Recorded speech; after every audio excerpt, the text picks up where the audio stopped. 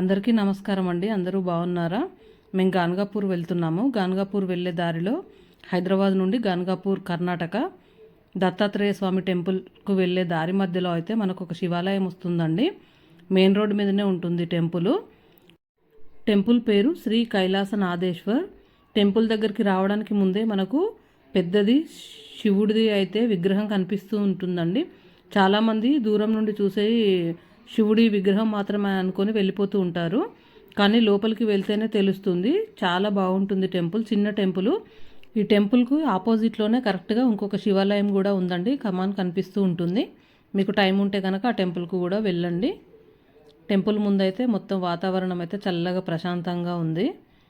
Temple gate ముందైతే ముగ్గులు వేశారు. మన తెలుగు వాళ్ళు అనుకుంటాను. ముగ్గులు అయితే చాలా అందంగా వేసిండ్రు. లోపలికి వెళ్దాము.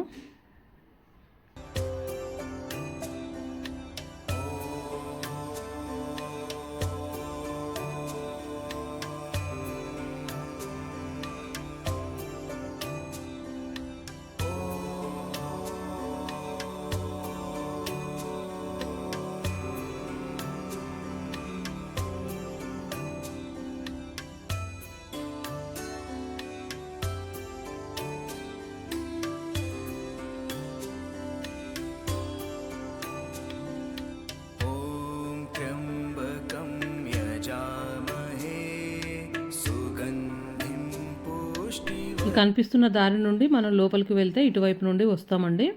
సొరంగ మార్గం లాగా, అంటే శివుడికి వెనకాల ఒక పర్వతం లాగా ఉంది కదా, మంచు పర్వతం లాగా. అదంతా కూడా ఒక సొరంగ మార్గం లాగా కట్టి లోపల అయితే చాలా బాగుంది. చూద్దాము వెళ్ళి.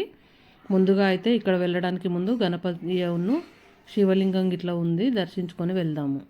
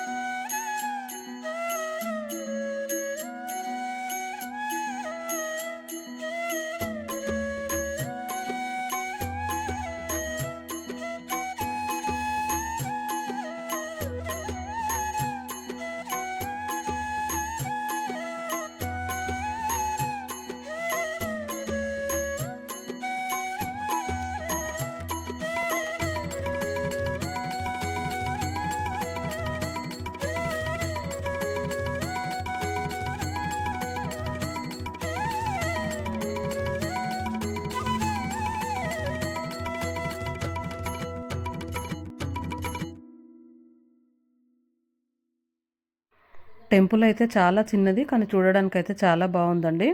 ఇక్కడ నుండి మేము గాన్గాపూర్కు వెళ్ళాము.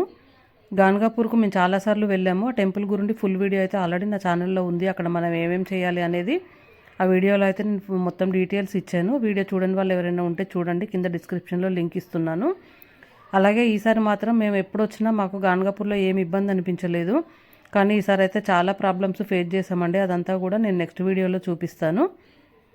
ఈ వీడియో చూశారు కదా, మీకు నచ్చితే కనుక లైక్ చేయండి. అలాగే మీకు ఎలా అనిపించిందో కామెంట్ బాక్స్లో కామెంట్ చేయండి.